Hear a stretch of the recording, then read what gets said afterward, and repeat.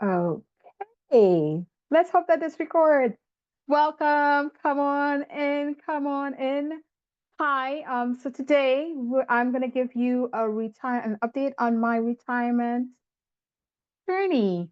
My plan is to retire in 2030, which seems very far away. It seems it's like five. I give myself until October 2nd, which is the day before my birthday in 2030. And so I'll be doing these every month. My name is Nneka Kelly. I am your Trinity born sage and oracle, and I'm here to help you craft a life you love. So, what I really enjoy about the interwebs is that people don't just talk and teach and tell you what to do, poop, poop, poop. They actually show you what you're doing. So, this is me showing you my own retirement journey and how I am crafting a life that I love and living a life that I love. So let's talk about retirement updates. When I do my retirement updates, I typically do them in three parts. I find that most people focus on the financial aspect of retirement, and I will be giving an update on that at the end. Details of my financial journey are on my website. You can subscribe to the newsletter, and if you're a paid subscriber, you get the nitty gritty, dollar for dollar details on all of the accounts that will be contributing to this process. So if you want that, go to nnekakelly.substack.com and you can sign up and receive those updates. Let me stop jiggering the table because it's messing with my light. All right.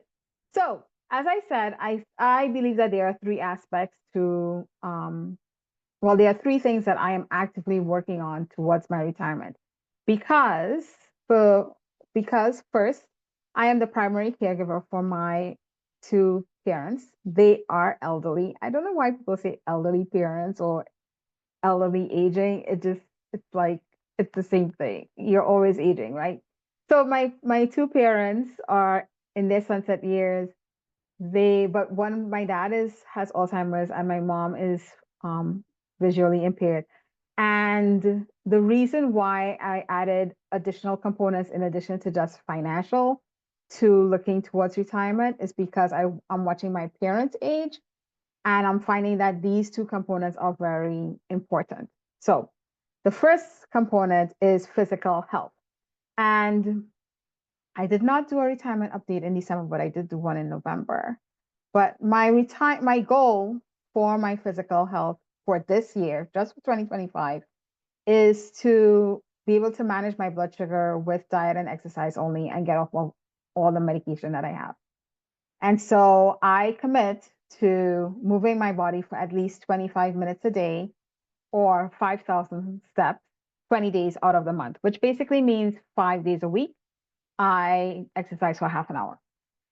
So this is important to me because my mom is visually impaired, and that was caused by complications from some other things, and she's can't get around as well. And when I am her age, I want to be spry. I want to be one of these, you hear about these 80-year-old marathoners.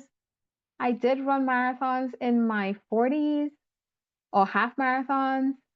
I might not want to run a marathon, but I want to do some yoga classes. I want to be able to do Zumba. I want to do the dancing in the club on the cruise ship and dancing, the line dances. I want to be able to move my body. And so I want to make sure that my body is well and healthy.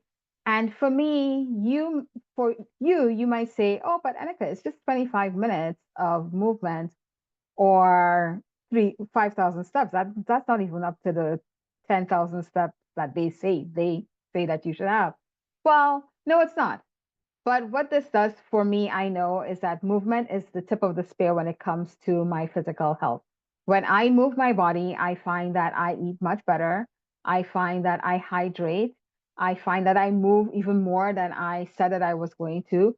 But this benchmark is a benchmark that is achievable for me. Although, as you will learn here as I give you this update, I moved for 19 days out of 20 in January.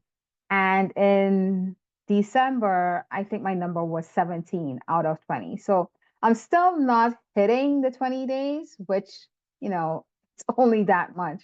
So I'm just going to keep it there until I start hitting it, and then maybe inch it up a little bit every time. But what I noticed also is that in January, I didn't know if I was going to be able to hit that number because I was away for most of the time. I was not in my regular environment and I was in Trinidad. I thought I would be more sedentary, but as it turns out, I was much more active in Trinidad than I am here in the US. And that is because everything's close and you're constantly walking. Things are not convenient. So when you go, like we went to the Savannah one night, it was late night, it was closed. But okay, I'll give you an example. Coconut water is sold on the street. So if you're it's on a busy street. So you can't stop and just step out and get the coconut water. The cars have to keep moving. So one afternoon, my cousin, we went to pick up some food. So we picked up the food, but she couldn't park in front of the restaurant. So she had to park somewhere else. She had to not park, but wait somewhere else.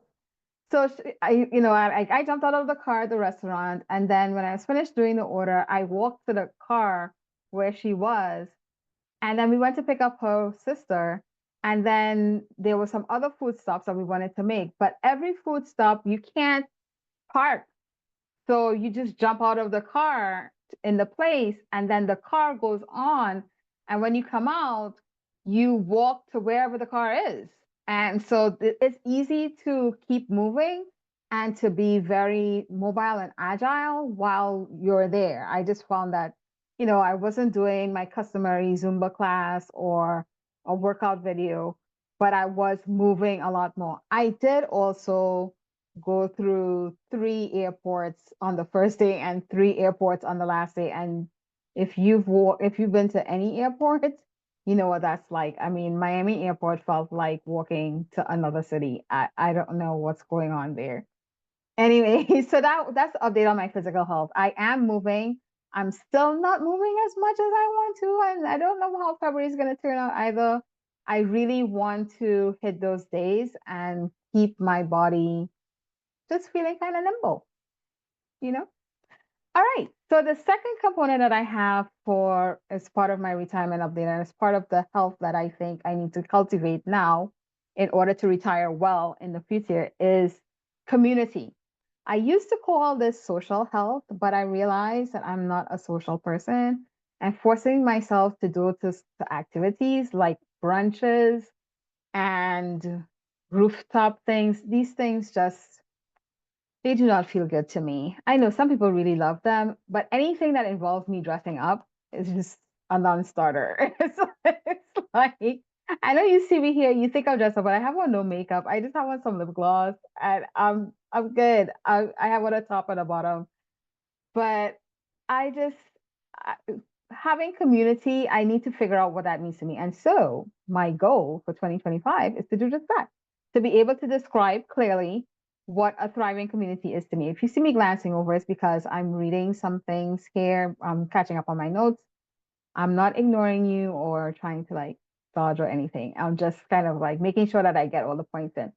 So for community health, what is important to me is to cultivate the relationships that I have, to deepen them, to stay connected.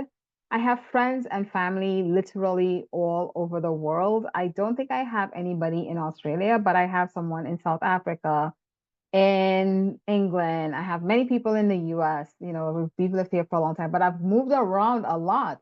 And I was a consultant, so I traveled a lot for work. And so the people that I know are everywhere. And I have a lot of family in Trinidad that I want to keep in touch with as well. If you become subscribe to the newsletter, you also see a picture of my cousin and I in Trinidad.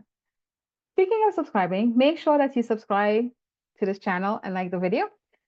But okay, so back to community health. I did a video on community care and how it is in Trinidad versus how it is here. When I moved to North Carolina, my goal was to build roots here, to get out and get to know people and learn the place and all of that stuff. And I'm still gonna do a little bit of that. In fact, last weekend I went to Plaza Midwood which is kind of like my style of place. I call it like Midtown in big town type of thing. I really love the vibe in places like that.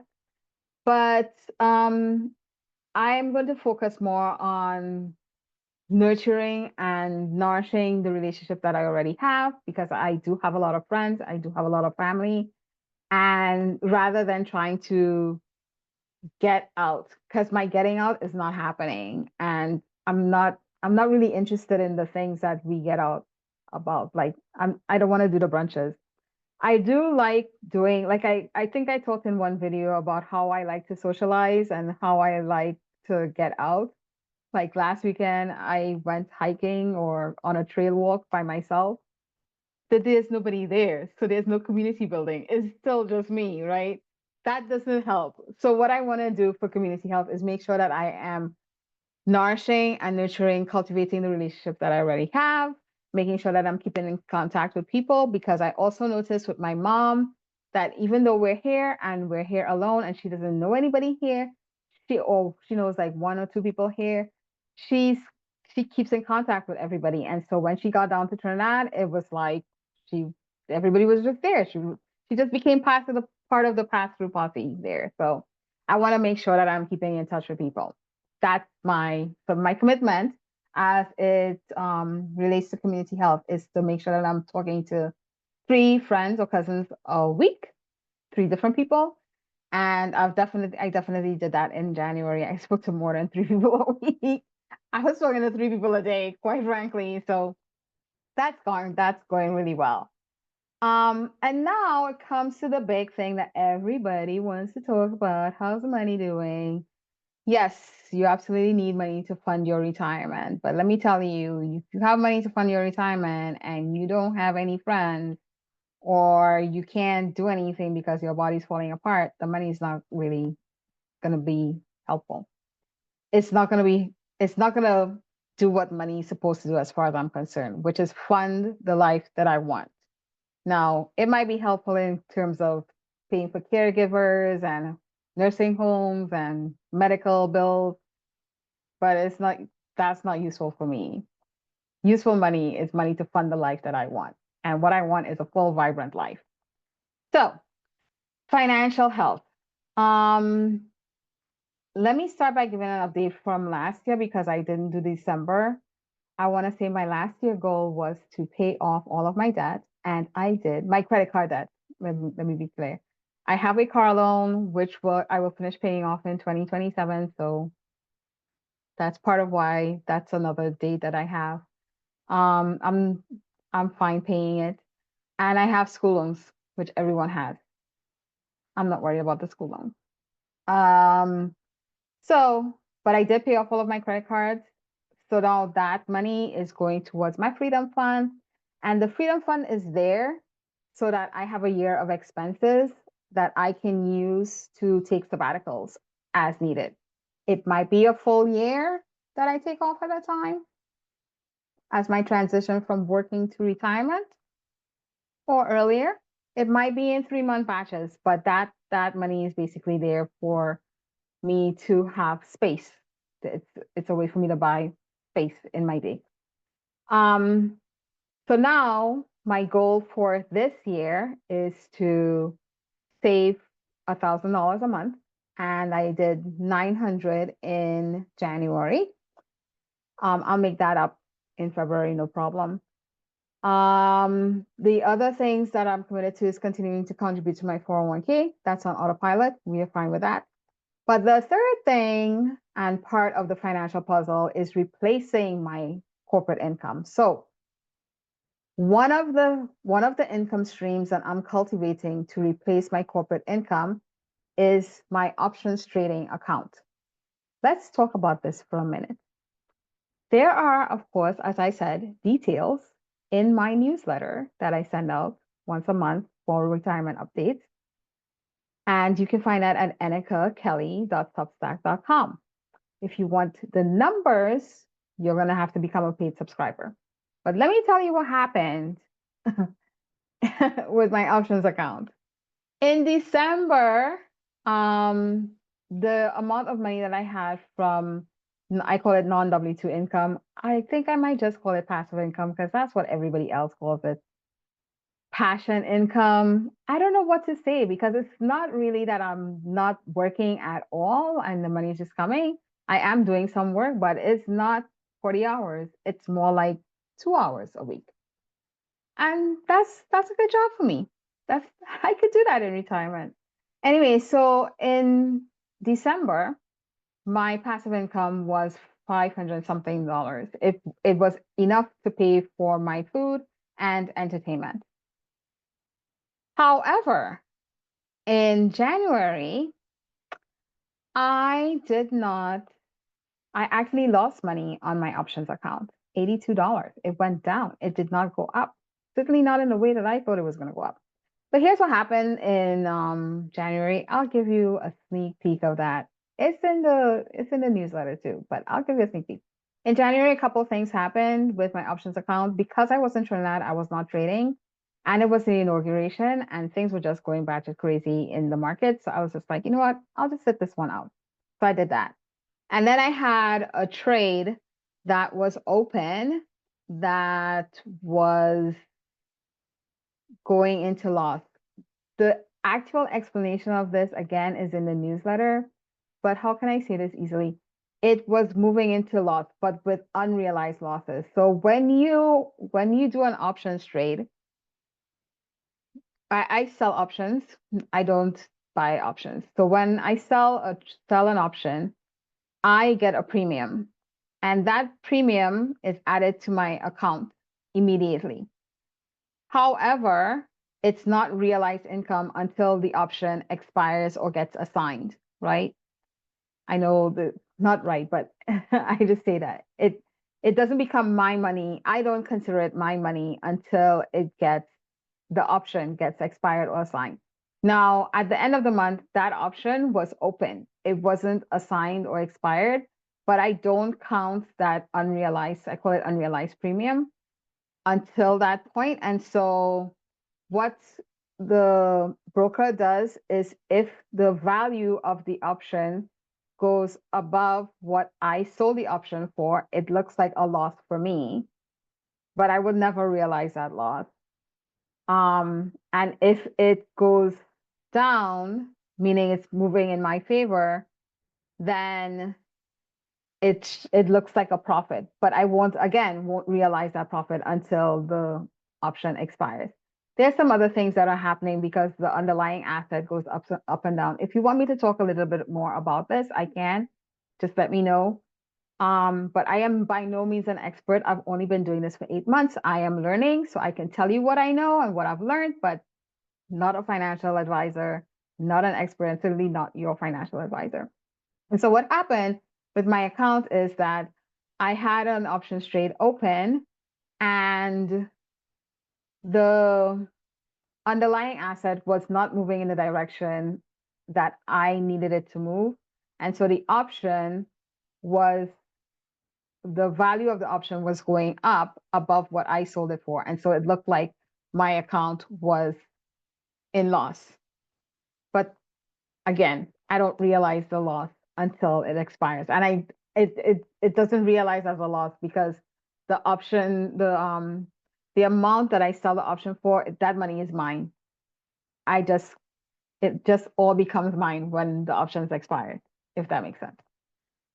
So it showed up as an $82 loss. And that got me to thinking, what happens if my option account goes down when I'm out in retirement world? Like, I won't be able to take that money out. So on my spreadsheet where I keep all the numbers of my non-W2 income, part of it 10% from savings, 10% from investments, dividends, and I always take half of the gain on the options account. I had zero for that amount this month. And so that meant that my non-W2 income was $198, which is only my dining out money. And maybe the electricity, oh, not and, or, or it would be my electricity bill. So that was disheartening. It was a little bit scary when it was happening. It was like, ooh, what if this happens in real life? Well, it's real money now, but what if it happens when I'm really depending on it? So, but it was a good experience to have because now I know. I don't count it.